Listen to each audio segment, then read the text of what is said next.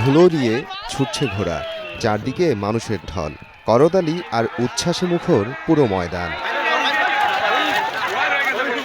একসময় ঘোড়দৌড় ছিল গ্রামের বড় বিনোদন, এখন তা প্রায় বিলুপ্তির পথে। তবে আবারও সেই হারানো ঐতিহ্য ফিরিয়ে আনতে আয়োজন করা হয়েছে ঘোড়দৌড় প্রতিযোগিতা। মঙ্গলবার বিকেলে ফরিদপুরের সালথা উপজেলার বল্লভদী ইউনিয়নে বসে এই জমজমাট আসর।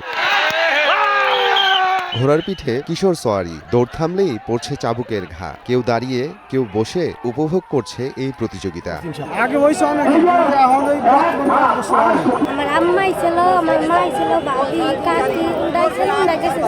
গ্রামীণ ঐতিহ্য রক্ষা, বিনোদন ও মাদকমুক্ত সমাজ গড়তে ভবিষ্যতেও এমন আয়োজন অব্যাহত থাকবে বলে জানান আয়োজকরা।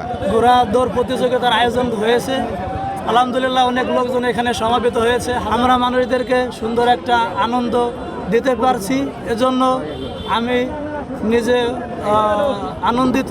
এটা বার্ষিক মেলা ছিল, দীর্ঘ 17 বছর বন্ধ ছিল। গ্রামের সবাই সম্মানিত কর্মে, ইউনিয়নের সবাই সম্মানিত কর্মে এখানে একটা ঘোড়া দৌড় প্রতিযোগিতা অনুষ্ঠান, ঐতিহ্যবাহী মেলা আমরা এখানে উদযাপন করলাম।